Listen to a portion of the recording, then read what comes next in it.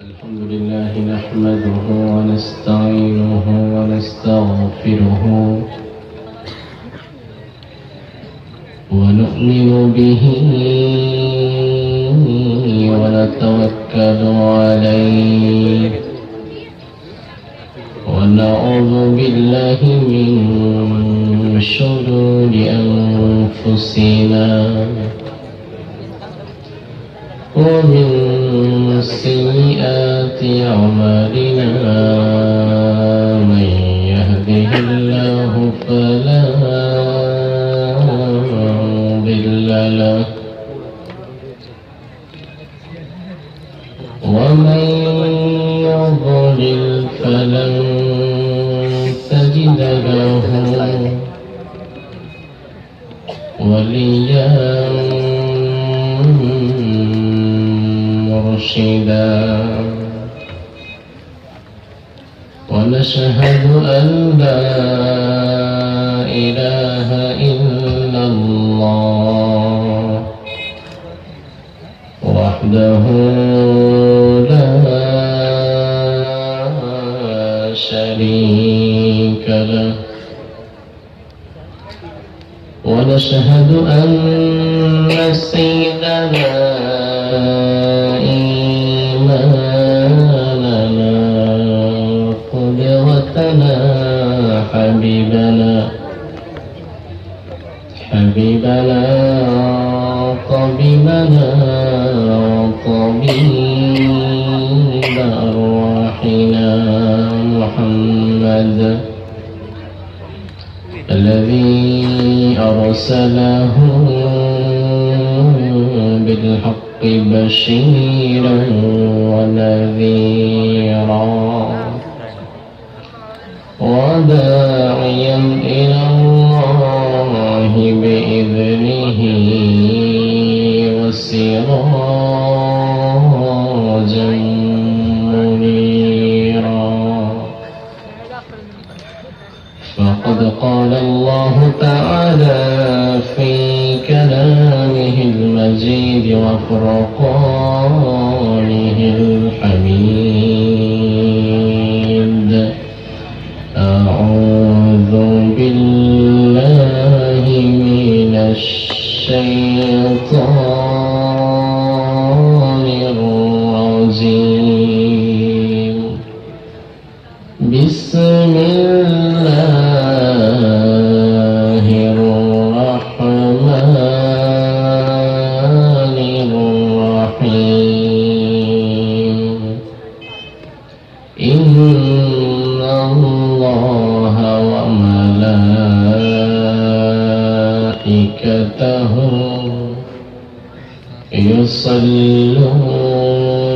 يصلون على النبي يا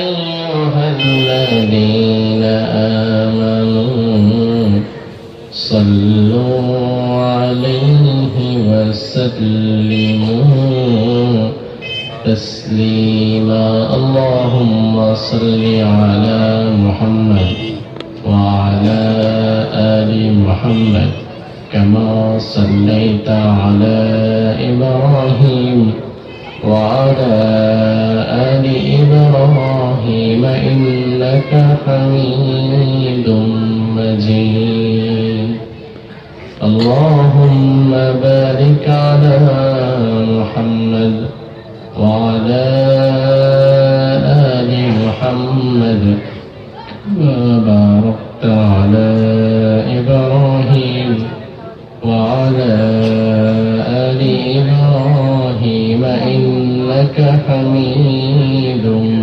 مجيد সকল প্রশংসার একমাত্র মালিককে আল্লাহ।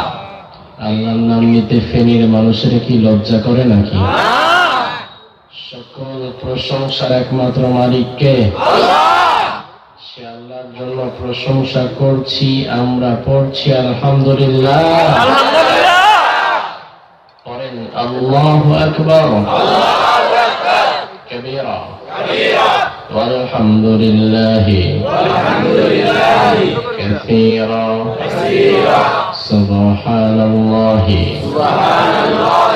بكرة وأصيلا আমরা প্রশংসা করলাম কার? দাগন ভুইয়ার মানুষ আল্লাহর প্রশংসা করতে পেরে খুশি না বেজার? যারা যারা খুশি আওয়াজ দিয়ে বেশি একটু মহব্বতের সাথে বলেন তো আলহামদুলিল্লাহ। জীবনের সবখানে প্রশংসা করতে হবে কার? মাহফিলে আসার সময় কার? মাহফিল থেকে যাওয়ার সময়, কোনো কিছু খাওয়ার সময়, মানুষের হক মারার সময় আল্লাহ।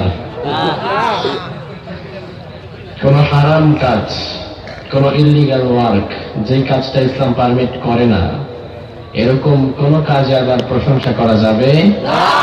আপনি মাহফিলে বসে আছেন চাদর মুড়িয়ে, শীতের রাত, সার্জেনলি চাদরের নিচ দিয়ে হাত একটা বের করে পাশের জনের পকেটে হাত ঢুকিয়ে যদি 500 টাকার একটি কচকচে নোট আপনি মেরে দিলেন, সে টেরও পেল না, এখন কি বলবেন যে আলহামদুলিল্লাহ আল্লাহ বাঁচাই দিছে? এখানে আলহামদুলিল্লাহ বলা যাবে? তার মানে কোন হারাম কাজে আল্লাহর প্রশংসা করা যাবে না, সকল হালাল কাজে আল্লাহর প্রশংসা করতে হবে। তবে আমরা যে আল্লাহর প্রশংসা করলাম, এতে লাভ হলো কার? আল্লাহ। আল্লাহর লাভ লস কিছু আছে? তবে দুনিয়ার ব্যাপারটা কিন্তু ভিন্ন। দুনিয়াতে আমি যার প্রশংসা করব, লাভটা তার। আমি যদি আপনাদের চেয়ারম্যান সাহেবের প্রশংসা করি, চেয়ারম্যান সাহেবের লাভ, তার ভোট বাড়বে, তার জনপ্রিয়তা বাড়বে। আমি যদি এমপি সাহেবের প্রশংসা করি, তার লাভ। আমি যদি অনারেবল প্রাইম মিনিস্টার শেখ হাসিনার প্রশংসা করি, তার লাভ। কিন্তু আল্লাহ বলে, গোলাম, দুনিয়ার কোন সিস্টেমের সাথে আমার সিস্টেমের কোনো মিল নাই। দুনিয়াতে তুমি যার প্রশংসা করবা, লাভটা তার হবে, তোমার না। আর এই জবান কাজে লাগিয়ে তুমি যখন আমি আল্লাহর প্রশংসা করবা, আমি আল্লাহর 4 আনার কোন লাভ নাই। দুনিয়া আখিরাতের 16 আনা লাভ আমি আল্লাহ তোমারই দিয়ে দেব। এজন্য সব সময় মুমিনের জবানে প্রশংসা থাকবে কার? আল্লাহ কবুল করুক, বলেন আমিন। আজকে মাহফিলটাতে আসতে পেরে আপনারা খুশি না বেজার? কারা কারা খুশি না একটু হাত তোলেন তো। 1 2 3 4। আপনাদেরকে কি দোষ দিব? আমার পাশে থেকে দেবে আমার সাথে। আপনার তো দূরের মানুষ, এত মানুষ খুশি না। মাহফিল আসছে কেন? না বুঝে হাত তুলে ফেলেছেন। তবে এই যে যারা না বুঝে হাত তুলে ফেললেন, আনফরচুনেটলি হাত উঠে গেল, তাদের চিন্তিত হওয়ার কারণ নাই, ডিসহার্টেড হওয়ার কারণ নাই। কারণ আমরা এমন এক আল্লাহ পেয়েছি যিনি আমাদের বাহিরের set up, get up, dress up দেখেন না, যিনি দেখেন এমন জিনিস যেটা দুনিয়ার কেউ দেখে না। আল্লাহর হাবিব বলেন, ইন্নাল্লাহা লা ইয়ানজুরু ইলা সাওয়ারিকুম ওয়ালা আমওয়ালিকুম ওয়ালাকিন ইয়ানজুরু ইলা কুলুবিকুম ওয়া আমালিকুম ওয়া নিয়াতিকুম। আল্লাহ রাব্বুল আলামিন তোমাদের বাহির দেখেন না, তোমাদের বাহিরের সেটআপ, গেটআপ, ড্রেসআপ এগুলো আল্লাহ তাআলা দেখে না। আল্লাহ দেখে তোমাদের অন্তর, যেটা দুনিয়ার কেউ দেখে না। এজন্য দুনিয়ার কেউ যেটা দেখে না সেটা দেখেন কে? আল্লাহ। দুনিয়ার কেউ যেটা আপনাকে দিতে পারে না সেটা দিতে পারেন কে? আল্লাহ। সকালবেলার ধনীকে সন্ধ্যাবেলা যিনি ফকির বানিয়ে দিতে পারেন, তার নাম কি? আল্লাহ। আবার সন্ধ্যাবেলায় কিছুই নাই, সকালবেলায় তাকে ধনী বানিয়ে দেওয়ার ক্ষমতা আমার আল্লাহর আছে না? সকালবেলার প্রধানমন্ত্রীকে পরের দিন সকালবেলা আসার আগেই যিনি জেলখানার কয়েদি বানিয়ে দিতে পারেন, তিনি কে? আবার আগের রাতে জেলখানার কয়েদি পরের দিন যাকে প্রধানমন্ত্রী বানিয়ে দিতে পারেন, তিনি কে? এই জন্য আমার আল্লাহর কাছে কোনো কিছু অসম্ভব না। সে আল্লাহর গোলাম হয়ে যেন আমরা বাঁচতে পারি, মরতে পারি, আল্লাহ তৌফিক দান করুক, বলেন আমিন। উত্তর আলমপুর দারুস সালাম মাদ্রাসা ও যুব সমাজের উদ্যোগে তাফসীরুল কোরআন মাহফিল। আলহামদুলিল্লাহ, আপনারা সাহস করে তাফসীরুল কোরআন মাহফিল নামটাই পোস্টারে দিয়েছেন। এখন তো বাংলাদেশে বিভিন্ন জায়গায় তাফসীর ও কোরআন মাহফিল এটা পোস্টারে লিখতেও পারে না, হয়তো ওয়াজ মাহফিল লেখে, নয়তো ইসলামী জলসা লেখে, নয়তো হালকা জিকির, পাতলা জিকির, এই টাইপের কিছু একটা দিয়ে চালায় যায়। তাফসীর ও কোরআন মাহফিলটা পোস্টারে লেখার জন্য হিম্মত লাগে মিয়া, কারণ এই বাংলাদেশে এখন এমন অবস্থা হয়ে গিয়েছে তাফসীর ও কোরআন মাহফিলের বিরুদ্ধে একটা মহল উঠে পড়ে লেগেছে। তবে তাফসীর ও কোরআন এই জমিনে ছিল, এই জমিনে আছে, এই জমিনে থাকবে। যদি তাফসীরকে কেউ বন্ধ করে দিতে চায়, আল্লাহ তাআলা তাদের বন্ধ করে দেবে। এই জমিন থেকে কখনো কোরআনের আওয়াজকে বন্ধ করে দেওয়া যাবে না। তাফসীর ও কোরআনের শব্দটা শুনলেই কিছু কিছু মানুষের শরীরে অ্যালার্জি শুরু হয়ে যায়। কিন্তু এই তাফসীর ও কোরআন মাহফিলের সঙ্গে ফেনীর দাবন ভূঁইয়ার মানুষের কলিজার সম্পর্ক আছে না নাই? আওয়ামী লীগ, বিএনপি, জামাত, জাতীয় পার্টি, জাসদ, বাসদ, হেফাজত, খেলাফত, জমিয়ত যা খুশি তাই করেন, কিন্তু কোরআন কিন্তু সবার কিতাব। এজন্য কোরআনের বিরুদ্ধে যদি কেউ অবস্থান নেয়, তখন আপনি দল দেখবেন না। কোরআনের বিরুদ্ধে অবস্থান যে নিবে, আপনি ঘৃণা ভরে তাকে প্রত্যাখ্যান করবেন। কারণ এই কোরআন যেভাবে আমাদের দুনিয়ায় দরকার, মৃত্যুর পরে তো বোধহয় দরকার নাই, দরকার নাই। আল্লাহর হাবিব বলেন, আল কোরআন হুজ্জাতুল লাকা ওয়া আলাইকা। এই কোরআন কিয়ামতের ময়দানে হয়তো তোমার পক্ষে দাঁড়িয়ে যাবে, আবার এই কোরআন হয়তো তোমার বিপক্ষে দাঁড়িয়ে যেতে পারে। আমরা যারা মাহফিলে এসেছি, যারা এত কষ্টের পরেও দূর দূরান্ত থেকে কয়েকটা ঘন্টা কোরআনের ভালোবাসায় বসতে পেরেছি, এই কোরআনটা কিয়ামতের ময়দানে আমাদের জন্য সুপারিশ করবে। আবার এই মাহফিলগুলো যারা বন্ধ করে দেয়, কোরআন কারীমের মাহফিলের সঙ্গে যারা শত্রুতা পোষণ করে, এরা যখন কিয়ামতের ময়দানে উঠবে, কোরআন তাদের বিপক্ষে দাঁড়িয়ে আল্লাহর দরবারে নালিশ দেবে। আর কোরআন যখন তাদের বিপক্ষে দাঁড়িয়ে যাবে, ফাসিরাত দুনিয়া ওয়াল আখিরাহ, দুনিয়াও বিফল, তাদের আখিরাতও বিফল। এই জন্য জীবনে, মরণে, চলনে, বলনে সব সময় আল্লাহ তাআলার কোরআনের সঙ্গে থাকার দরকার আছে না নাই? আল্লাহ কবুল করুক, বলেন আমিন। প্রধান মুফাসসির হিসেবে কথা বলেছেন মুহাদ্দিস মাওলানা রফিকুল্লাহ আফসারী সাহেব, ডাঙ্গুরডা হামিদিয়া কামিল মাদ্রাসা, শরীয়তপুর। খুব চমৎকার কথা বলেন, আলহামদুলিল্লাহ বলেন। আঞ্চলিক ভাষায় খুব চমৎকার কথা বলেন। সারা বিশ্বব্যাপী তাওহীদি জনতার মাঝে তিনি আলোড়ন সৃষ্টি করেছেন। আল্লাহ সুবহানাহু ওয়া তাআলা আমাদের প্রিয় মুহতারাম শ্রদ্ধেয় মাওলানা রফিকুল্লাহ আফসারী সাহেবের ইলমে বরকত দান করুক, বলেন আমিন। আল্লাহ তাআলা আফসারী সাহেবের কণ্ঠকে বিশ্বময় গর্জে ওঠার তৌফিক দান করুক, বলেন আমিন। আমাকে আপনারা প্রধান আলোচক করেছেন, আমার আগে আরো কথা বলেছেন হাফেজ মাওলানা শহীদুল ইসলাম সাহেব, কথা বলেছেন মাওলানা আনোয়ার উদ্দিন সাহেব। আজকে আপনাদেরকে একটা রুলস শিক্ষা দিয়ে দিই। জীবনে তো অনেক মাহফিলে এসেছেন এবং আসবেন, তবে মাহফিল আসার সময় কে প্রধান, কে বিশেষ, কে ঢাকা থেকে আসছে, কে কোত্থেকে আসছে, কার ভয়েস ভালো, কার ফেস ভালো, এগুলো না দেখে মাহফিলে আসার সময় এই টেন্ডেন্সি নিয়ে বসবেন, এই চেয়ারটাতে যিনি বসে কথা বলবে সে কি কোরআন এবং হাদিস থেকে কথা বলছে কিনা। সে যদি কোরআন এবং হাদিস থেকে কথা বলে, তাহলে সে প্রধান হোক, বিশেষ হোক, এলাকার হোক, নিজের ঘরের হোক, পাশের বাড়ির হোক, তার কথাগুলো অকপটে আপনাকে মেনে নিতে হবে। সুর দিয়ে বললেও মানবেন, সুর ছাড়া বললেও মানবেন। আর কোরআন সুন্নাহর বাহিরে গিয়ে যদি আমার বাবাও কথা বলে, তাহলে সেই কথাগুলো মানা যাবে না, কারণ কোরআন সুন্নাহর বাহিরে আমরা কখনো যেতে পারবো না। প্রধান অতিথি হিসেবে ইনভাইট করেছেন জনাব আলহাজ মামুনুর রশিদ মিলন সাহেব, চেয়ারম্যান ৮ নং জয়লস্কর ইউনিয়ন, সাংগঠনিক সম্পাদক ফেনী জেলা আওয়ামী লীগ। সভাপতি হিসাবে আছেন ইঞ্জিনিয়ার খায়রুল বাশার সাহেব। সভাপতি সাহেব আছেন অসুস্থ, তাহলে যিনি সুস্থ তাকে সভাপতি বানিয়ে দিতেন। আচ্ছা, আলহামদুলিল্লাহ। আমার পাশে ভারপ্রাপ্ত সভাপতি আছেন, আল্লাহ তাআলা তিনাকে ইসলামের জন্য কবুল করুক, বলেন আমিন। আপনারা খুব আস্তে আমিন বলতেছেন, কারণ চিন্তা করতেছেন যে সভাপতির জন্য দোয়া করতেছে, আমি আমিন বললে আমার লাভটা কি? আরে ভাই, আল্লাহর হাবিব বলেছেন, আপনি যদি আপনার কোনো ভাইয়ের জন্য দোয়া করেন, সেই দোয়াটা এট ফার্স্ট আল্লাহ তাআলা আপনার জন্য কবুল করবে, এরপরে তার জন্য কবুল করবে। এবার বলেন আমিন। এবার আওয়াজ খুব বাড়ছে। আপনি বুঝছি এবার আমিন কইলে আমারও লাভ কিছু আছে। প্রিয় ভাইরা আমার, আজকে হচ্ছে 2021 ফেব্রুয়ারির 20 তারিখ। আজ রাত 12টার পরে ফেব্রুয়ারির কয় তারিখ হবে? এই 21শে ফেব্রুয়ারি আমাদের জাতীয় জীবনের অন্যতম গুরুত্বপূর্ণ একটি দিন। কি দিবস? হ্যাঁ, কি দিবস বলেন? কনফিউশন লেগে গিয়েছে অনেকের। আন্তর্জাতিক মাতৃভাষা দিবস। এখন তো মাশাআল্লাহ আমরা এমন অবস্থা হয়ে গিয়েছে, সেদিন দেখলাম টেলিভিশনে 16 ডিসেম্বরে গত বছর চ্যানেল 24 এর একজন সাংবাদিক এক ইউনিভার্সিটি ছেলেকে জিজ্ঞেস করলো 16 ডিসেম্বরের দিন যে বলো তো এটা কি দিবস? বলে বঙ্গবন্ধু জন্মদিন। অর্থাৎ সব বঙ্গবন্ধু জন্মদিন আর মৃত্যুদিন। তো এই জন্য দিবসগুলোকে খেয়াল রাখবেন।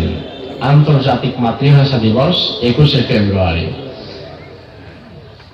1952 সালে ভাষার জন্য যারা জীবন দিয়েছেন, এই ভাষার জন্য যতজন শহীদ জীবন দিয়েছেন, আমরা দোয়া করি আল্লাহ তাআলা ঈমানের ভিত্তিতে তাদেরকে মাফ করে দিন। ভাষা শহীদ যারা আছেন তাদের কয়েকজনের নাম কি আপনাদের মনে আছে? সালাম, রফিক, বরকত, জব্বার। এই যে নামগুলো আছে, সালাম, রফিক, বরকত, জব্বার, এই নামগুলো শুনে ফেনীর মানুষের কি মনে হলো? এই নামগুলো কি কোন হিন্দু নাম নাকি মুসলিম নাম? কথা বলেন। আর আমাদের টেন্ডেন্সি হচ্ছে কেউ যখন মারা যাবে, মারা যাওয়ার পরে আমরা শুধুমাত্র তাদের জন্য দোয়াই করতে পারি। দোয়া ছাড়া তাদের জন্য করার আর কিছু, কথা বলেন, করার কিছু আছে? এই 21শে ফেব্রুয়ারির দিন শহীদ মিনারে গিয়ে ঢোল তবলা বাজায়, গান গায়, এরকমের লোক আছে না নাই? সব জায়গায় শহীদদের স্মরণে গান বাজনা শুরু হয়ে যায়। সেখানে আল্লাহ তাআলার একটি নাম নিয়ে তারা গান গায় এবং ঢোল তবলা বাজায়। সেখানে গাওয়া হয় সালাম সালাম, তারপরে সালাম সালাম হাজার সালাম, সকল শহীদ স্মরণে আমার হৃদয় রেখে যেতে চাই, তাদের স্মৃতি চরণে। সালাম সালাম আপনি এমনি বলেন, এর মধ্যে কোনো সমস্যা নাই, কারণ সালামটা কার নাম? আল্লাহ। আবার কোরআনে সালাম শব্দটা আছে না নাই? আল্লাহ বলেন ওয়াসালামুন আলাল মুরসালিন ওয়ালহামদুলিল্লাহি রাব্বিল আলামিন। আবার আমরা যখন নামাজ দাঁড়াই, নামাজ যখন শেষ করি, নামাজ শেষ করার পরে সালাম শব্দটা আছে না নাই? ডানেও সালাম দেই, বামেও সালাম দেই। আবার যখন এজ এ মুসলিম এক মুসলমান ভাইয়ের সঙ্গে আরেক মুসলমানের দেখা হয়ে যায়, তখনও তো সবার আগে আমরা সালামু আলাইকুম বলি, বলি কি বলি না? তবে ঢাকা শহরে কিছুদিন আগে এক নব্য পাঠার আবির্ভাব হয়েছিল। সে টেলিভিশনের পর্দায় এসে বলেছিল আসসালামু আলাইকুম ওয়া রাহমাতুল্লাহি ওয়া বারাকাতুহু। যারা সুন্দর করে বলে তারা নাকি জঙ্গি। নাউজুবিল্লাহ ভাষা যে বলেন। আমার ভাইরা, সালাম হচ্ছে বিশ্বনবীর সুন্নাত। সালামকে জঙ্গি বলা মানে হচ্ছে সে ইনডাইরেক্টলি আমার রাসূলকে জঙ্গি বলছে। আর রাসূলকে যদি কেউ জঙ্গি বলে, বাংলাদেশে থাকার কোনো অধিকার তার নাই। এই যে 21শে ফেব্রুয়ারি আসছে আন্তর্জাতিক মাতৃভাষা দিবস। ভাষার জন্য আমরা জীবন দিলাম। যেই জাতি ভাষার জন্য জীবন দিল, আমার কথা বিশ্বাস না করলে কয়েক ঘন্টা পরে, রাত 12টার পরে আপনি দেখবেন যেই জাতি ভাষার জন্য জীবন দিয়েছে, ওই জাতির সোনার ছেলেরা সেই মাতৃভাষা দিবসটাই পালন করে হিন্দি গান ছেড়ে। ঠিক কিনা? লজ্জা করে না তোমার মিয়া? তোমার পূর্বপুরুষে বাংলার জন্য জীবন দিয়েছে, হিন্দির জন্য না।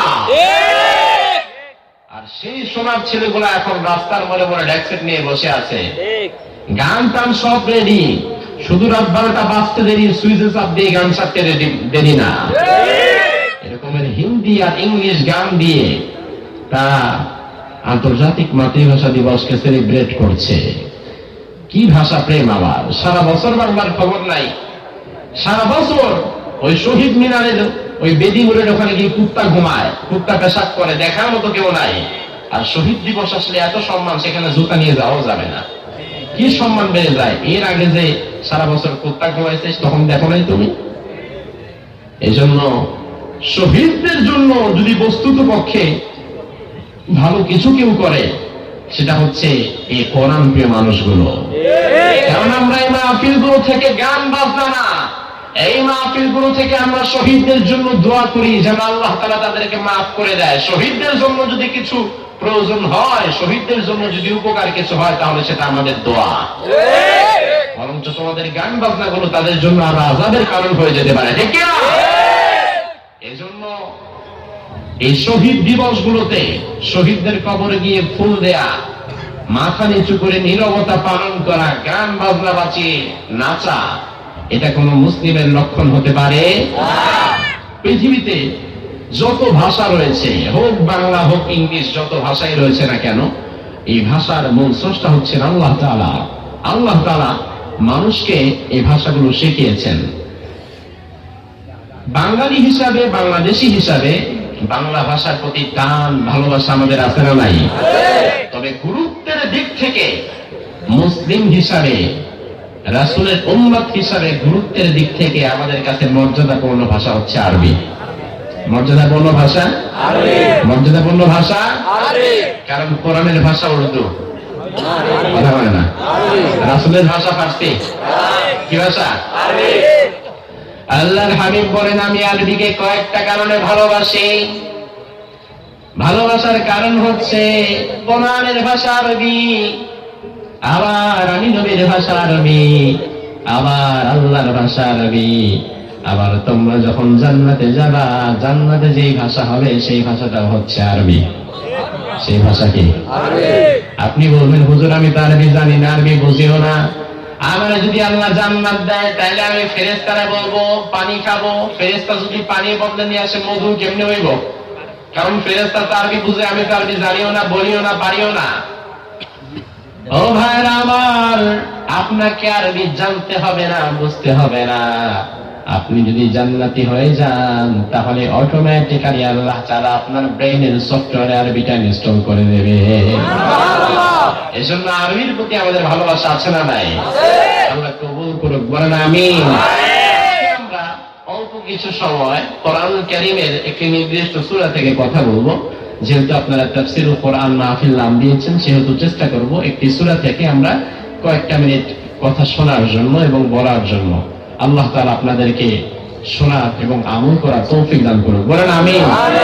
আমরা যে সূরা থেকে কথা বলবো, এই সূরাটির নাম হচ্ছে সূরাতুল কাহফ। সূরাতুল কাহফ। এই সূরাটির নাম কি জীবনে ফার্স্ট টাইম শুনলেন নাকি আগেও শুনেছেন? পপুলার একটি সূরা, পরিচিত একটি সূরা। কোরআনুল কারীমের 15তম পারায় অবস্থিত 18তম সূরা। মক্কি সূরা, আয়াত সংখ্যা 110, রুকু সংখ্যা হচ্ছে 12। প্রত্যেকটি সূরার একটি মূল বিষয়বস্তু থাকে, যে বিষয়বস্তুর উপর বেস করে আল্লাহ তাআলা একটি সূরা নাযিল করেন। এই সূরার মূল বিষয়বস্তু হচ্ছে 7 young men took refuge in the cave. 7 জন যুবক তারা ঈমান বাঁচাবার জন্য পাহাড়ের গুহায় আশ্রয় নিয়েছিল। তাদের ঘটনা বর্ণনা করতে গিয়ে আল্লাহ তাআলা সূরাতুল কাহফ নাযিল করে দিয়েছেন। সুবহানাল্লাহ। আসুন এই চমৎকার সূরার কিছু ফজিলত আমরা শুনে নেই, কারণ প্রত্যেকটি সূরার প্রত্যেকটি আয়াতের ডিফারেন্ট, আলাদা আলাদা কিছু ফজিলত আছে না নাই? একজন সাহাবী রাদিয়াল্লাহু আনহু দুপুর বেলায় মরুভূমিতে দাঁড়িয়ে দাঁড়িয়ে সালাত আদায় করছিলেন। একে তো দুপুর বেলা, দ্বিতীয়ত মরুভূমি, এত প্রচন্ড গরমের মধ্যে সাহাবী নামাজে দাঁড়িয়ে গেলেন। ওই সাহাবী রাদিয়াল্লাহু আনহু দাঁড়িয়ে সূরাতুল ফাতিহা পাঠ করা শুরু করলেন। ওই সাহাবী দেখছেন আমি সূরাতুল ফাতিহা পাঠ করছি আর অঝোর দ্বারা ঘামছি। একে তো মাথার উপরে ডাইরেক্ট সূর্য, এর উপরে মরুভূমি, বালুকাময় প্রান্তর, কোনো বাতাস নাই, কোনো ছায়া নাই। সাহাবী রাদিয়াল্লাহু আনহু বলেন, প্রচন্ড কষ্ট হচ্ছিল আমার। ইন দ্য মিন টাইম সূরাতুল ফাতিহা পাঠ করার পরে আমি সূরা কাহফ পাঠ শুরু করলাম। আলহামদুলিল্লাহিল্লাযী আনজালা আলা আবদিহিল কিতাবা ওয়া লাম ইয়াজআল লাহু ইওয়াজা কাইয়িমান লিয়ুনযিরা বা'সা। আমি সূরা কাহফ পাঠ শুরু করলাম। যখনই আমি সূরাতুল কাহফ পাঠ শুরু করলাম, আমি তাকিয়ে দেখলাম আমার মাথার উপরে এক খণ্ড মেঘ এসে ছায়া দেওয়া শুরু করলো। ওই সাহাবী রাদিয়াল্লাহু আনহু ব্যাপারটা দেখে অবাক হয়ে গেলেন। তিনি সালাত শেষ করে বিশ্বনবীর কাছে চলে গেলেন। আল্লাহর হাবিবের কাছে গিয়ে বলেন, নবী গো, একটা মজার ব্যাপার ঘটেছে, আমি এটার ব্যাখ্যা চাই। ও নবী, আমি মরুভূমির মধ্যে নামাজ পড়ছিলাম, প্রচন্ড রোদ আমার সহ্য হচ্ছিল না। সূরা ফাতিহা যখন পড়ছিলাম প্রচন্ড ভাবে আমি ঘামছিলাম। এরপরে সূরা ফাতিহা শেষ করে আমি সূরাতুল কাহফটা পড়া শুরু করলাম। যখন আমি সূরা কাহফ পড়া শুরু করলাম, আমি দেখলাম আমার মাথার উপরে এক খণ্ড মেঘ এসে আমাকে ছায়া দেওয়া শুরু করেছিল। I don't know about that. আমি জানি না এটার বিষয়ে, আমার আপনি কিছু বলেন, এই জিনিসটা আসলে কি? আল্লাহর হাবিব বললেন, সাবিরে তিলকা সাকিনাতু তানাজ্জালাত লিল কুরআন। এটা হচ্ছে আল্লাহ প্রদত্ত একটা সাকিনা। সূরা কাহফ পাঠের কারণে আরশে আজিমের মালিক আল্লাহ তাআলা তোমার জন্য ছায়ার ব্যবস্থা করেছে। সুবহানাল্লাহ। আরো আস্তে কোন সুবহানাল্লাহ। সুবহানাল্লাহ বলতে কষ্ট হয় নাকি? জীবনে কত নেতার পেছনে স্লোগান দিয়ে গলা ভেঙেছো? 200 টাকার লোভে স্লোগান দিয়েছো আমার নেতার চরিত্র ফুলের মতো পবিত্র, অথচ তুমি ভালো করেই জানো এই স্লোগান শোনার পরে বাজারের ফুলটাও লজ্জায় মাথা নিচু করে দিয়েছে। কত নেতার পেছনে মিথ্যা স্লোগান দিয়ে জীবনে গলা ভারী করেছো যুবক। আর কোরআনের মাহফিলে আসলে যদি তোমার জবান থেকে আওয়াজ না বের হয়, কিয়ামতের ময়দানে আল্লাহর কাছে কি জবাব দিবা? এই জবান, এই কথা বলার শক্তি তোমার নেতা দেয় নাই। এই জবান, এই কথা বলার শক্তি দিয়েছেন কে? এজন্য এই জবানে যতটুকু শক্তি রয়েছে, এমনের সবটুকু ভালোবাসা দিয়ে সেই আল্লাহু আকবারের আওয়াজ, সেই আল্লাহ তাআলার বড়ত্ব, মহত্ব, আজিমতের আওয়াজ মাহফিলে সেই ঘোষণা করার দরকার আছে না নাই? আমার ভাইরা, সূরাতুল কাহফ এমন গুরুত্বপূর্ণ সূরা। মুসলিম শরীফে বর্ণনায় আরেকটা হাদিস এসেছে, আবু দারদা রাদিয়াল্লাহু আনহু থেকে বর্ণিত। আল্লাহর হাবিব বলেন, মান হাফিযা 10 আয়াতিন মিন আউয়ালি সূরাতিল কাহফ উসিমা মিনাদ দাজ্জাল। কেউ যদি সূরাতুল কাহফের প্রথম 10টি আয়াত মুখস্থ করে নিতে পারে, তাহলে শেষ জামানায় যখন দাজ্জালের ফিতনা হবে, আল্লাহ তাআলা ওই ওলামকে সূরা কাহফের 10 আয়াতের বিনিময়ে দাজ্জালের ফিতনাগুলো থেকে বাঁচিয়ে দেবে। সুবহানাল্লাহ। আবার আরেকটি বর্ণনা এসেছে, ওয়া ফি রিওয়ায়াতিন উখরা মিন আখির সূরাতুল কাহফ। আরেকটি বর্ণনা এসেছে, সূরাতুল কাহফের লাস্ট 10 আয়াত, শেষ 10টি আয়াত যদি কেউ মেমোরাইজ করে নিতে পারে, মুখস্থ করে নিতে পারে, আল্লাহ তাআলা তাকেও দাজ্জালের ফিতনা থেকে নাজাত দিয়ে দিবেন। সুবহানাল্লাহ। আবার আবু সাঈদ রাদিয়াল্লাহু আনহু থেকে বর্ণিত বাইহাকির হাদিস, আল্লাহর হাবিব বলেন, মান ক্বারা সূরাতাল কাহফি ফি ইয়াউমিল জুমআ আযা লাহু নূরু মা বাইনাল জুমআতাইন। কেউ যদি জুমার দিন সূরা কাহফ পাঠ করতে পারে, রব্বুল আলামিন এক জুমা থেকে আরেক জুমা পর্যন্ত তার ঈমানের নূরটা আল্লাহ তাআলা স্থায়ী করে দিবে। সুবহানাল্লাহ। এজন্য সূরাতুল কাহফ আমরা যারা পারি আমাদের পাঠ করার দরকার আছে না নাই? আছে। আর যারা পারি না, তারা দাজ্জালের ফিতনা থেকে বাঁচার জন্য কমপক্ষে মিনিমাম সূরাতুল কাহফের প্রথম অথবা শেষ 10টি আয়াত মুখস্থ করে নেওয়ার দরকার আছে না নাই? আছে। আমরা যেন করতে পারি, আল্লাহ তাআলা তৌফিক দান করুন। এবার এই চমৎকার সূরার শানে নুজুলটা শুনে নেই, অর্থাৎ ব্যাকগ্রাউন্ড অফ দিস সূরা। প্রত্যেকটি সূরা প্রত্যেকটি আয়াত নাজিলের পেছনে কোনো না কোনো ব্যাকগ্রাউন্ড, কোনো না কোনো ঘটনা, কোনো না কোনো রিজন, কোনো না কোনো কারণ আছে না নাই? এমনি এমনি আল্লাহ নাজিল করে নাই। কোনো না কোনো ঘটনার বর্ণনা করতে গিয়ে অথবা কোনো না কোনো সমস্যার সমাধান করতে আল্লাহ তাআলা এক একটি সূরা নাজিল করেছেন। সূরাতুল কাহফ নাজিলের ব্যাকগ্রাউন্ড হচ্ছে আল্লাহর হাবিব যখন মক্কায় দাওয়াত দিচ্ছিলেন। বিশ্বনবীর দাওয়াতি জিন্দেগি কিন্তু ছিল দুইটা। কয়টা? মনে আছে? কয়টা? একটা হচ্ছে মাক্কি, আরেকটা মাদানী। একটা মক্কা জীবন, আরেকটা মদিনার জীবন। একটা হিজরতের আগে আর একটা হিজরতের পরে। হিজরতের আগে যখন আল্লাহর হাবিব মক্কায় দাওয়াত দিচ্ছিলেন, মাক্কি জীবনের শেষ সময়কার কথা, আবু জাহাল, উতবা, শাইবা, ওয়ালিদ ইবনে মুগীরা, এই যে নামগুলা বললাম এগুলা তো বড় বড় আল্লাহর ওলিদের নাম। হ্যাঁ, কিসের নাম? দুশমন। কিসের নাম? মুনাফিক এবং কাফিরদের নাম। ও ভাইরা আমার, আবু জাহাল, উতবা, শাইবা, ওয়ালিদ ইবনে মুগীরা, এই নামে কি এখন আর কোন মানুষ নাম রাখে? না। আপনাদের এই পুরো ফেনী জেলায় খুঁজলে একটা আবু জাহাল পাওয়া যাবে? কথা বলেন না। নোয়াখালীতে বোধহয় পাওয়া যাবে। নোয়াখালী, ফেনী বাদ দিলাম, ঢাকায় পাওয়া যাবে। বাংলাদেশে কোথাও আছে? বাংলাদেশ ছাড়াও পৃথিবীর কিছু দেশে আল্লাহ তাআলা তাফসীর প্রোগ্রামের জন্য আমাকে নিয়েছিলেন। আমি কোথাও আবু জাহেল নামের কোন লোক পাইলাম না। মুসলমান তো দূরের কথা, হিন্দু চিন্তা করে আমি গিরিশ চন্দ্র সেন হইতে রাজি, বর্মলতা সেন হইতে রাজি, বাট আমি আবু জাহেল হইতে রাজি না। অর্থাৎ আবু জাহেল এত নিকৃষ্ট, কোন হিন্দু আবু জাহেলের নাম রাখতে চায়, মুসলমান তো দূরের কথা। তবে দুঃখের ব্যাপার হচ্ছে আবু জাহেল এই নামের মানুষ এই সমাজে নাই। তবে আবু জাহেলের চরিত্রে মানুষের অভাব নাই। আবু জাহেলের নাম কেউ রাখে না, কিন্তু আবু জাহেলের চরিত্র ভেতরে ভেতরে অনেকের আসলে নাই।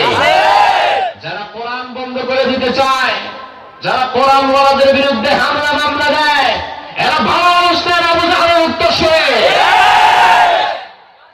এরকমের লোক মক্কার জমিনে যেমন ছিল এখনো আছে না নাই? তবে মুমিন তোমার ভয় নাই, কারণ মক্কার জীবনে যে রাসূলকে সহযোগিতা করার জন্য আল্লাহ তাআলা ছিলেন, সেই আল্লাহ তাআলা কিন্তু এখনো আছেন। এজন্য আমাদের কোনো ভয় নাই। আবু জাহেল, উতবা, শাইবা তারা চিন্তা করলো, দারুন নাদওয়ায় পরামর্শ করলো, এই যে মুহাম্মদ আমাদের কাছে এত কথা বলে, আল্লাহর কথা বলে, কোরআনের কথা বলে, আমরা তো বুঝতে পারছি না মুহাম্মদকে আসলে সত্য নবী না মিথ্যা নবী। মাঝে মাঝে মনে হয় সত্য নবী, আবার মাঝে মাঝে মনে হয় মিথ্যা নবী। একটা কাজ করলে কেমন হয়, ইহুদি আলেমদের কাছ থেকে আমরা পরামর্শ গ্রহণ করি, কারণ ইহুদি আলেমেরা তারা আসমানি কিতাবগুলো পড়ে থাকে, তারা অনেক জ্ঞানী মানুষ। আমরা এক কাজ করি, ইহুদি আলেমদের কাছে যাই, ইহুদি আলেমদের কাছে গিয়ে রাসূল কি সত্য নবী না মিথ্যা নবী এটা বোঝার জন্য কিছু টিপস আমরা শিখে আছি। তারা চিন্তা করলো ইহুদি আলেমদের কাছে গিয়ে বিশ্বনবীর নবুয়তের সত্যতা তারা যাচাই করবে। কিন্তু ইহুদি আলেমরা কেউ মক্কায় থাকে না, সব থাকে মদিনায়। আর কাফেররা মক্কায়, আল্লাহর হাবিবও তখন মক্কায়। কাফেররা বলল, দুইজন মানুষকে আমরা মদিনায় পাঠাবো, এই দুইজন সেখানে গিয়ে ইহুদি আলেমদের কাছ থেকে টিপস জেনে আসবে। একজন হচ্ছে নজর বিন হারিস, আরেকজন হচ্ছে উকবা ইবনে আবু মুয়ত। এই দুইজনকে কাফেররা সিলেক্ট করলো, মদিনায় পাঠিয়ে দিল। তাদেরকে বলা হলো, মদিনায় গিয়ে তোমরা ইহুদি আলেমদের কাছে যাবা, তাদের কাছে এই মুহাম্মাদের ব্যাপারে বলবা, বলে তারপরে জিজ্ঞেস করবা আসলে এই লোকটাকে সত্য নবী না মিথ্যা নবী আমরা বুঝতেছি না, আপনি আমাদেরকে এমন কিছু গোপন প্রশ্ন বলে দিন যে গোপন প্রশ্ন আমরা তার কাছে করব। উনি যদি উত্তর দিতে পারে তাহলে আমরা বুঝবো সে সত্য নবী, আর উত্তর দিতে না পারলে সে মিথ্যা নবী। দারুণ ভৈয়ার মানুষ, ঈমানের ভিত্তিতে একটু জবাবটা দিয়ে দেন, আমার রাসূল কি সত্য নবী না মিথ্যা নবী? কোন সন্দেহ আছে? বরঞ্চ রাসূলের নবুয়তের ব্যাপারে যদি কেউ সন্দেহ করে সে কিন্তু মুমিন থাকবে না। নজর বিন হারিস, উকবা ইবনে আবু মুআইদ দুইজন মক্কা থেকে মদিনায় চলে গেল। মদিনায় গিয়ে সবচেয়ে বড় বড় ইহুদি 5 জন পণ্ডিতকে তারা ডাকলো। 5 জন ইহুদি আলেমকে নিয়ে তারা বসে বোর্ড গঠন করলো। তাদেরকে বলল, আমাদের দেশে এক লোকের আবির্ভাব হয়েছে যে নিজের নবী দাবি করে। আসলে আমরা তো বুঝি না সে কি সত্য নবী না মিথ্যা নবী। আপনারা তো আসমানি কিতাব পাঠ করেন, অনেক জ্ঞানী মানুষ আপনারা একটু বলে দেন সে কি সত্য নবী না মিথ্যা নবী। এমন কিছু প্রশ্ন পারলে আমাদেরকে শিখিয়ে দেন যেটা করার মাধ্যমে প্রুভড হয়ে যাবে আসলে এই লোকটা সত্যবাদী না মিথ্যা নবী। ইহুদি আলেমেরা বসলো, 5 জন পরামর্শ করলো। গোপন বৈঠকে পরামর্শ করে এবার তাদেরকে বলল, তোমাদেরকে 3টা প্রশ্ন আজকে শিখিয়ে দেব। কয়টা প্রশ্ন? 3 সিক্রেট কোশ্চেন তোমাদেরকে আজকে শিখিয়ে দেব। এই 3টি গোপন প্রশ্ন গিয়ে যে লোকটা নবী দাবি করছে তাকে দিয়ে বলবা। ওই লোকটা যদি এই গোপন প্রশ্নের জবাব 3টা না দিতে পারে তাহলে বুঝে নিবা ইজিলি সে মিথ্যাবাদী। আর যদি বাই চান্স জবাব দিতে পারে তাহলে বুঝে নিবা সে সত্য নবী। যতই তার নবুয়তের বিরোধিতা করো না কেন, তার নবুয়তের বিরোধিতা করে তোমরা কখনো সফল হতে পারবা না। এবার নজর বিন হারিস এবং উকবা ইবনে আবু মুআইদ তারা 2 জন চলে গেল বিশ্ব নবীর কাছে। সব কাফেরদেরকে নিয়ে চলে গেল। কাফেররা সবাই বিশ্ব নবীর ঘরের দরজার সামনে চলে গেল। ইয়া মুহাম্মদ চাও না, হে মুহাম্মদ এদিকে আসো। ও মুহাম্মদ, তুমি তো নবী দাবি করো, তোমার কাছে জিবরাইল আসে। তোমার জন্য আমরা 3টা গোপন প্রশ্ন নিয়ে এসেছি। এই 3টা গোপন প্রশ্ন তোমারে করা হবে। উত্তর যদি দিতে না পারো তাহলে বুঝবো তুমি মিথ্যাবাদী, আর উত্তর যদি দিতে পারো তাহলে বুঝবো তুমি সত্য নবী। আমরা সবাই তোমার হাতে হাত রেখে কালিমা পড়ে নেব। আপনারা তো সুবহানাল্লাহ বললেন, কিন্তু আসলে কাফেরদের মুখের কথা আর মনের কথার কিন্তু মিল নাই। কথা বলেন। আমার ভাইরা মুখে বলে একটা, অন্তরের মাঝে লুকায় আছে আরেকটা, আছে না নাই? মুখের মধ্যে বলে আমারে ভোট দেন, ভোট দিলে রাস্তাঘাট সব একবারে টাইলস করে দিব, মার্বেল পাথর বানায় দিব। আর মনে মনে বলে এইবার যে জ্বালানি জ্বালাইছো জনগণ, আরেকবার খালি ক্ষমতা যাও হলো, এমন পিটানি আমার এলাকা থাকতে পারবি না। আছে না নাই? আমার ভাইরা বাহিরে এক আর ভেতরে আরেক। এই লোকগুলো হচ্ছে মুনাফিক। এই লোকগুলো কি? মুনাফিক। এজন্য আল্লাহ বললেন, ওলাম ইয়া আইয়ুহাল্লাযীনা আমানু লিমা তাকুলুনা মা লা তাফআলুন। ও মুমিনেরা, এমন কথা কেন বলো যেটার কাজ করো না? এমন কাজ কেন করো যেটার কথা বলো না? আমার ভাই, আমাদের সমাজে মুমিন যা আছে, মুসলিম যা আছে, কোরআন হাদিসের আয়নায় দেখা গেলে দেখা যাবে মুমিন মুসলিমের চাইতে মুনাফিকের সংখ্যা আরো বেশি। আছে না নাই? তবে ভাই আমার, মুনাফিক হইও না, কারণ মুনাফিক হইলে বাঁচতে পারবা না।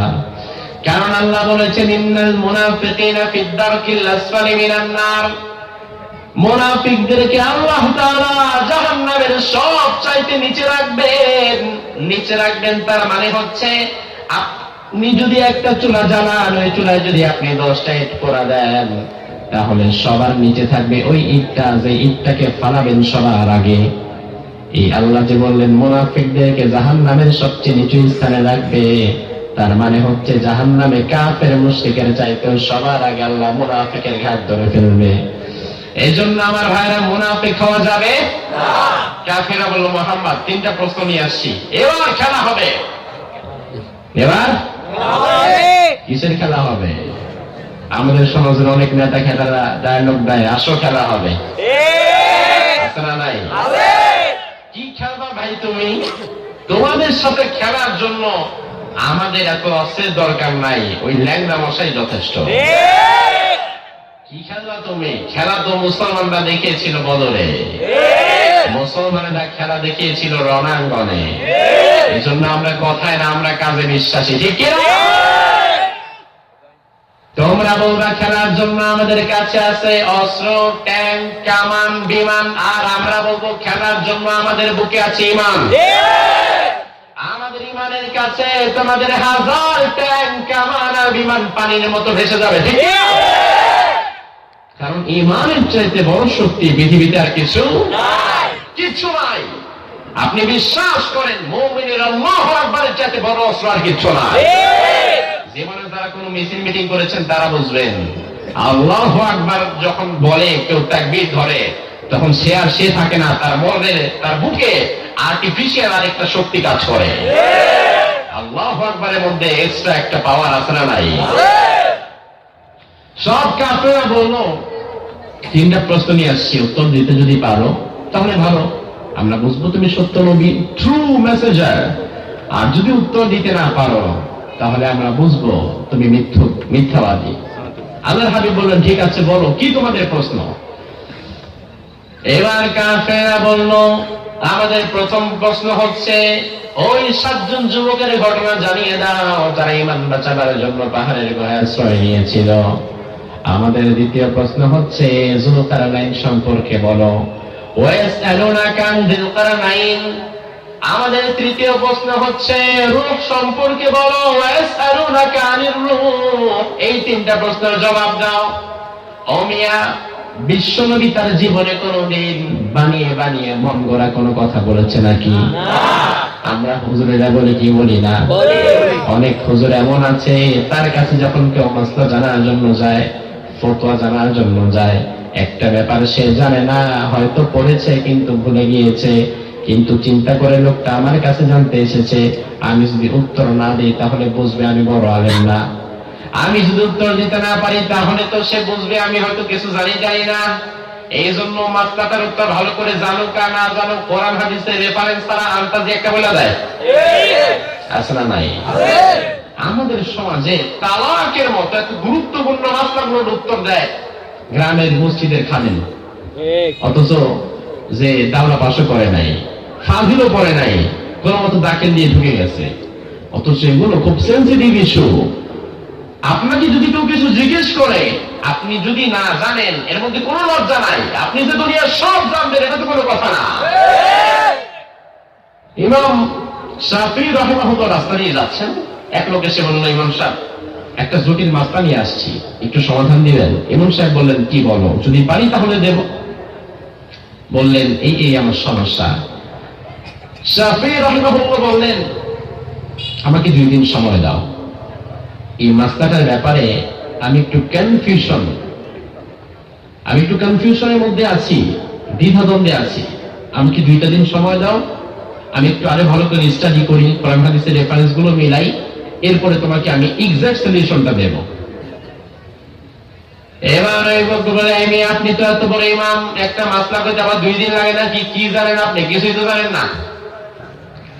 ইমাম শাফিঈ বলে, আরে বেটা বেকুব, আমি কি সব সময় সবকিছু জানি নাকি? আমি যদি সব সময় সবকিছু জানতাম তাহলে তো আমি আল্লাহ হয়ে যেতাম, ঠিক না?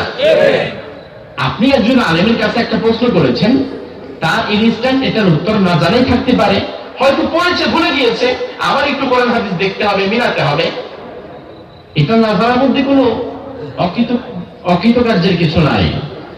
আমাদের সমাজে হুজুররা ভুলভাল ফতোয়া দেয় আপনাদের জন্য, কারণ আপনি যখন আপনার ইমামের কাছে গিয়ে একটা মাসলা জানার জন্য বলবেন, ইমাম সাহেব যদি ইমাম শাফিঈর মতো বলে যে ভাই তোমার আমি 2 দিন পরে বলবো, আপনি চায়ের দোকানে এসে চায়ের কাপে চুমুক দিয়ে পাশের জন্য বলবেন, কি ইমাম সাহেব রাখছে, একটা মাসলাই জানে না, আছে না নাই? আপনাদের এই তাড়াহুড়োর জন্য, আপনাদের এই ব্যাড হ্যাবিটের জন্য আমাদের সমাজের ইমামেরা চাকরি বাঁচানোর জন্য আপনাদেরকে ভুল ফতোয়া দিতে বাধ্য হচ্ছে। এজন্য ধৈর্য ধরুন, কোন ইমামকে প্রেসার ক্রিয়েট করবেন না। মাসলা একটা জিজ্ঞেস করে আপনি বলবেন, হুজুর আমি হয়তো বিকালে দেখা করব বা কালকে ফোন করব, কালকে বলে দিন, আপনার একটা এখন যদি সময় না থাকে, হুজুর তখন দেখবেন তার যদি না জানা থাকে তার বড় হুজুরের কাছে ফোন দিবে, সে কিতাবাদি ঘাটবে, তাকে একটু সময় দিতে হবে। আমরা যেরকম আন্দাজে রেফারেন্স তারা কথা বলি, আল্লাহর হাবিব তেমন করতেন না। কাফেররা তিনটা প্রশ্ন করার পরে আল্লাহর হাবিব কিন্তু ধাম ধাম বানায় একটা বলে দিতে পারতেন, কিন্তু আল্লাহর হাবিব বললেন না, আমার কাছে রাত্রে জিবরিল আসবে। জিবরাইল প্রতি রাতে এভরি নাইট আমার কাছে আসে। আজকে রাতে যখন জিবরাইল আসবে, জিবরিলকে জিজ্ঞেস করে এই তিনটা প্রশ্ন জেনে আগামী দিন সকালে তোমাদেরকে জানিয়ে দেব। আমাকে একদিন সময় দাও, তিনটা প্রশ্নের জবাব পাবা আগামীকাল।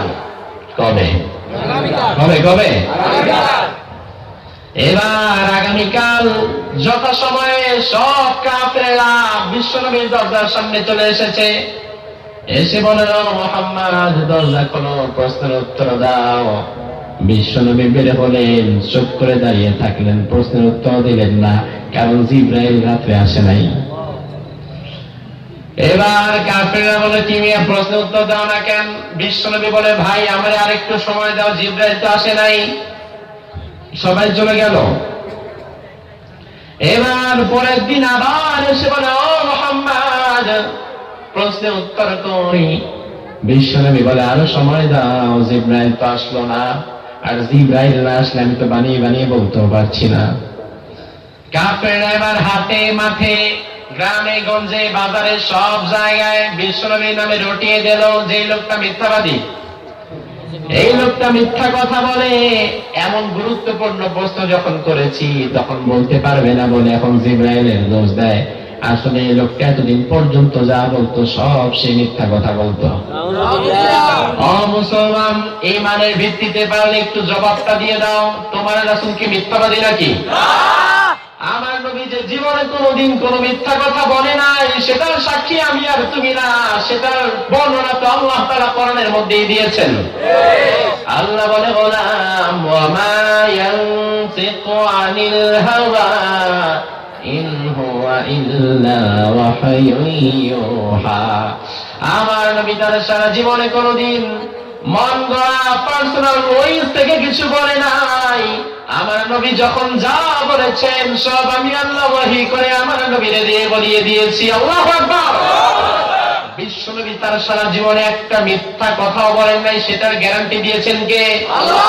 ও যুবক, তুমি এই দুনিয়ায় এমন নেতার পেছনে দৌড়ে দৌড়ে স্লোগান দাও, এমন নেতার পেছনে দৌড়ে দৌড়ে জীবন যৌবন শেষ করে ফেলেছ, যে নেতার সকালের নাস্তা শুরু হয় মিথ্যা দিয়ে, দুপুরের নাস্তা হয় মিথ্যা দিয়ে, রাতের ডিনারটাও মিথ্যা দিয়ে। মিথ্যা ছাড়া তার মুখে কোনো কথাই নাই, সত্য বলতে গেলে হোঁচট খায়। আছে না নাই? যখন মাইকটা সামনে নিয়ে ভাষণ দেয়, পাশ থেকে শয়তান কেন আঙ্গুল দিয়ে দাঁড়ায় দাঁড়ায় বলে, সর্বনাশ, সাথে মিথ্যা তো আমিও জানি না। এত মিথ্যা শিখছে কোত্থেকে?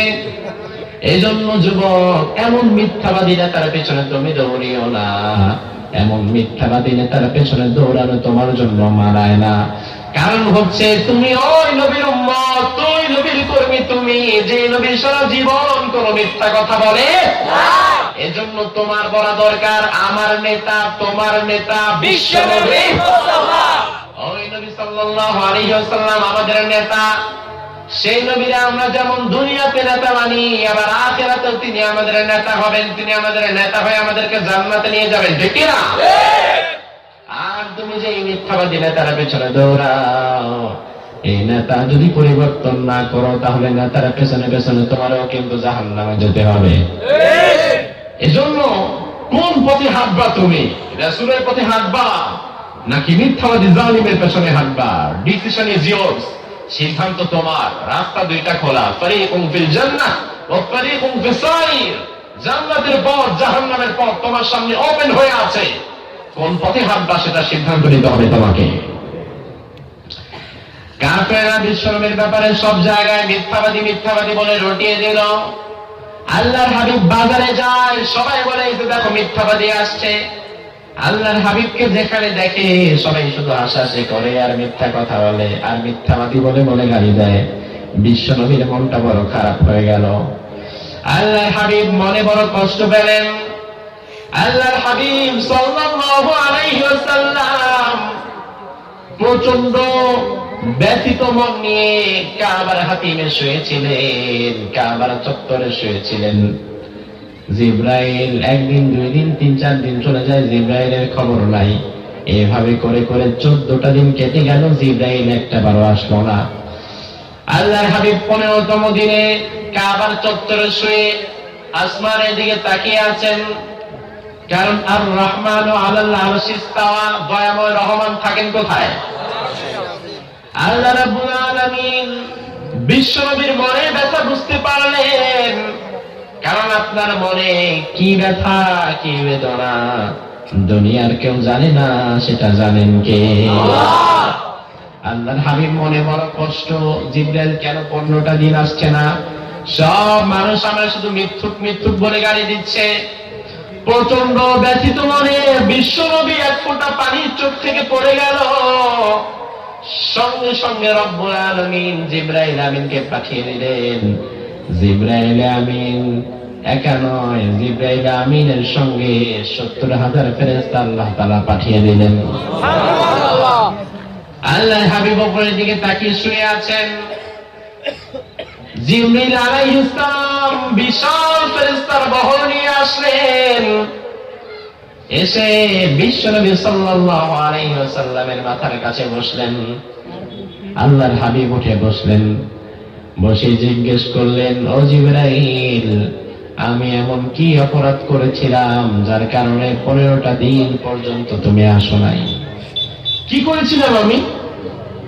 15টা দিন পর্যন্ত কেন আসলে না? সব মানুষ আমার মিথ্যাবাদী মিথ্যাবাদী বলে গালি দিয়েছে। আমার খুব কষ্ট হয়েছে জিবরাইল, কেন আসলে না? জিবরাইল আলাইহিস সালাম বলেন, নবী গো, আমি যতবার আপনার কাছে এসেছি একবার নিজের ইচ্ছায় আসি নাই, আমার আল্লাহ আমারে পাঠিয়েছে বলেই এসেছি। কারণ আমি তো নিজের ইচ্ছা মাফিক চলতে পারি না, আমি একজনের হুকুমের গোলাম, তার নাম কি? আল্লাহ। এখন যে আল্লাহর হুকুমের গোলাম আমি, ওই আল্লাহ যদি আসার জন্য পারমিশন না দেয়, আমি জিবরাইল কি নিজের মন মতো আসতে পারি নাকি? এই যে আমি 15টা দিন পর্যন্ত আপনার সঙ্গে দেখা করতে পারলাম না, তার মানে আমাকে 15টা দিন পর্যন্ত আসার পারমিশন দিলেন নাকি? আল্লাহ। এখন আল্লাহ তাআলা কেন জিবরাইলকে 15 দিন পাঠালেন না? আল্লাহ তাআলা কেন ওহী 15টা দিন পর্যন্ত বন্ধ রাখলেন? তার নির্দিষ্ট একটা কারণ আছে না নাই? সেই কারণটা জানার আগ্রহ দাগন ভুইয়ার মানুষের আছে না নাই? বিশ্বনবীর কাছে কেন 15টা দিন পর্যন্ত ওহী বন্ধ ছিল? কেন জিবরাইল 15টা দিন আসে নাই? সেটা জানতে ইচ্ছা করে না? আল্লাহ রাব্বুল আলামিন আয়াত নাযিল করে দিলেন, নবী, ওয়ালা তাকুলান্না লিশাইইন ইন্নী ফাঈলু যালিকা গাদা ইল্লা আইয়াশা আল্লাহ واذكر ربك إذا نسيت وقل عسى أن يهديني ربي لأقرب من هذا رشدا সুবহানাল্লাহ বলেন। আল্লাহ বলেন, নবী, কাফের যখন সবাই আপনারে ঘিরে ধরে প্রশ্ন করেছিল, 3টা প্রশ্ন, আপনি বলেছিলেন আগামী দিন আমি জবাব দিয়ে দেব, তবে এই কথাটা নবুয়তের শানের খেলাফ। আপনার বলা দরকার ছিল আগামী দিন আমি জবাব দিয়ে দেব ইনশাআল্লাহ। ইনশাআল্লাহ। আমার আল্লাহ যদি না চায় দুনিয়ার কোন মানুষ কোনো কিছু করতে পারে নাকি? ও নবী, আপনি বলেছিলেন আগামী দিন জিবরাইল আসলে জবাব দিব, যাও। আপনি তো ইনশাআল্লাহ বলেন নাই। এই যে ইনশাআল্লাহ আপনি বলেন নাই, ইনশাআল্লাহ ট্রেনিং দেওয়ার জন্য 15টা দিন পর্যন্ত আমি আল্লাহ ওহীকে বন্ধ রেখেছিলাম। ও দাগন ভুইয়ার মানুষ, এখান থেকে শিক্ষা নেন। আমরা যখন কোনো কাজ করার আগে কোনো কথা বলবো, কথার শেষে আমাদের থাকতে হবে ইনশাআল্লাহ। যেমন আমরা যদি বলি আমরা এখন মাহফিল শেষ করে বাসায় যাব, ইনশাআল্লাহ। কথা বলেন না? ইনশাআল্লাহ। কালকে আমি 8টার দিকে বাজারে যাব, ইনশাআল্লাহ। সব কথার শুরুতে শেষে ইনশাআল্লাহ বলা দরকার আছে না নাই? কারণ ইনশাআল্লাহ যদি আপনি না বলেন, তাহলে আপনার এই কাজটাকে অপূর্ণাঙ্গতা রেখে দিবেন কে? আল্লাহ। আমাদের দেশের মানুষ কই ইনশাআল্লাহ যে বলবে বুঝেই না, বুঝেই না। আমি একজনে বললাম, সালাম আলাইকুম চাচা, কেমন আছেন? বলে ওয়ালাইকুম আসসালাম, ইনশাআল্লাহ ভালো আছি। অথচ ইনশাআল্লাহ ভালো আছি? আলহামদুলিল্লাহ। কি ভালো আছি? আলহামদুলিল্লাহ। নোয়াখালী ফেনী অঞ্চলের মানুষের মতো ইসলামিক নলেজ বাংলাদেশের অন্যান্য জেলার মানুষের একটু কমই আছে। এই অঞ্চলগুলোতে মাহফিল করতে এসে সবচেয়ে বেশি মজা যেটা পাওয়া যায়, বক্তা একটু বললে শ্রোতা বাকিটা বুঝে ফেলে, ঠিক না? তবে মাশাআল্লাহ আমরা যখন উত্তরবঙ্গে যাই, নোয়াখালীর মানুষের কাছে, ফেনীর মানুষের কাছে বললে সে কলকাতা বুঝে ফেলে, আর উত্তরবঙ্গে গেলে কলকাতা বলার পরেও বোঝে না যেটা আসলে কোন কলকাতা, খায় না মাথায় দেয়। তো এই জন্য আপনাদের এই অঞ্চলগুলোতে তাফসীর প্রোগ্রামের আমেজই আলাদা। আল্লাহ তাআলা এই নোয়াখালী ফেনী অঞ্চলের মানুষগুলোকে তার দ্বীনের জন্য, কোরআনের জন্য কবুল করুন, বলেন আমিন। ইনশাআল্লাহ এটা জায়গা মতো আপনাকে রাখতে হবে, অজায়গায় তো জায়গায় ইনশাআল্লাহ বলে বিপদে পড়বেন। একবার এক কোরবানির হাটের সময় এক মসজিদ সভাপতি গরুর হাটে যাচ্ছিল গরু কিনতে মসজিদের সামনে দিয়ে। তো সভাপতি সাহেব, ইমাম সাহেব জোহরের নামাজ শেষ করে বের হয়ে দেখলেন সভাপতি সাহেব গরু কেনার জন্য গরুর হাটে যাচ্ছে। সভাপতি সাহেবের নামাজ টামাজ লাগে না। আমাদের সমাজে মাশাআল্লাহ এরকম মসজিদের কিছু সভাপতি পাওয়া যায় যারা পুরো সপ্তাহ একদিন ভুলেও পশ্চিম দিকে আসার খেয়া পড়ে না, আছে না নাই? ব্যাপারটা হচ্ছে এমন হয়ে গিয়েছে তারা মসজিদ সভাপতি তো তাদের নামাজ মাফ, আর কখন মসজিদে আসে না, শুধু জুমার দিন দেখা যায়। আবার অনেক সভাপতি, মসজিদ কমিটির সভাপতি তো জুমায়ও আসে না। এরকমের হারামখোর ডাকাত আছে না নাই? যারা নামাজ পড়ে না প্রপারলি, যারা হারামের সঙ্গে জড়িত, এরা আবার মসজিদের সভাপতি হয় কিভাবে? এই হারামখোর, সুদখোর, ঘুষখোর, জালিম বেনামাজি যখন মসজিদের সভাপতি হয়ে যায়, ওই মসজিদের মেম্বার থেকে ইমাম সাহেব আর হক কথা বলতে পারে না। সারা সপ্তাহে খবর নাই, শুক্রবারে এসে উনি ইমামের ভুল ধরে, আছে না নাই? আল্লাহ তাআলা আমাদের সভাপতিগুলোকে, আমাদের মসজিদ কমিটিগুলোকে ইসলাম মসজিদের যেরকম সভাপতি চাই সেরকম সভাপতি হওয়ার তৌফিক দান করুন, বলেন আমিন। অনেক সময় আমরা মাহফিলে গেলে দেখি, এমন এমন জায়গায় মাহফিলে যাই যেখানে গেলে দেখি সভাপতি বানায় রাখছে এমন লোকেরে যে টাটকা সুদখোর, টাটকা হারামের সাথে লিপ্ত, এরকম কাট্টা কাফেরকে, মুনাফিককে সভাপতির চেয়ারটা দিয়ে রাখে শুধু কিছু টাকার জন্য। আরে ভাই, কি দরকার, কি দরকার? এই চেয়ারগুলো তো খুব দামি চেয়ার, এই চেয়ারগুলোতে যে কেউ বসতে পারে না। যার মনে তাকওয়া আছে, যে আল্লাহকে ভয় করে, যে ইসলাম মেনে চলে, এই চেয়ারগুলো হচ্ছে তাদের। 2 টাকার জন্য এই চেয়ারগুলো তোমরা মুনাফিকদের কাছে ছেড়ে দিও না, কারণ এই মুনাফিকদেরকে দেখলা এরা মাহফিলের মধ্যে সভাপতি হয়, আবার মমতাজের গানের কনসার্টে ওরা ফার্স্ট কাতারে সভাপতি থাকে। এই টাইপের সভাপতি আমাদের দরকার নাই। আমাদের সভাপতিও তাদেরকে দরকার যারা মাহফিলে এসে ওয়াদা করবে, মাহফিলে বসেছি, জীবনে কোনদিন গানের কনসার্টে যাব না। তো এরকম সভাপতি সাহেব যাচ্ছিলেন গরু কেনার জন্য। ইমাম সাহেব বললেন, সভাপতি সাহেব কোথায় যান? সভাপতি সাহেব বললেন, কোরবানির হাটে যাই গরু কেনার জন্য, একটা ভালো দেখে দামি দেখে গরু কিনে আনবো। ইমাম সাহেব বললেন, সভাপতি সাহেব আপনি বলেন গরু কিনে আনবো, কথা বলেন, আপনি বলেন ইনশাআল্লাহ। সভাপতি সাহেব বলে, আরবি ইনশাআল্লাহ বলার দরকারটা কি? আমি হাটে যাচ্ছি গরু কিনতে, পকেটে টাকা আছে, মালদুর কোনো অভাব নাই, জাম গরু পছন্দ করবো আর নিয়ে আসবো, এখানে ইনশাআল্লাহ দরকারটা কি? আমি তো এনাফ পরিমাণ টাকার বান্ডেল নিয়ে বেরোইছি, ইনশাআল্লাহ তো বলা দরকার ওইখানে যেখানে আমার টাকা একটু কম, যেন ইনশাআল্লাহ ধাক্কায় আল্লাহ একটু সহজ করে দেয়। এখানে তো ইনশাআল্লাহ ধাক্কার দরকার নাই, ইনশাআল্লাহ সাপোর্টের দরকার নাই। আমি তো হাটে যাব, গরু পছন্দ করবো আর নিয়ে আসবো, ইনশাআল্লাহ বলার কি দরকার? ইমাম সাহেব আল্লাহরে বলে, আল্লাহ এই মূর্খ সভাপতিরে তো আমি বোঝাইতে পারলাম না, তুমি একটু বোঝায় দিও, তুমি একটু শিক্ষা দিয়ে দিও। আল্লাহ শিক্ষা আছে না নাই? আমার আল্লাহ এমন শিক্ষা দেয়, আমার আল্লাহ ধরে না, ধরে না, ধরলে আর ধরলে আর আমার আল্লাহ কিন্তু মানুষদেরকে ছাড় দেয়, ছাড় দেয়, ছাড় দেয়, কিন্তু ছেড়ে দেয় না, কথা বলেন।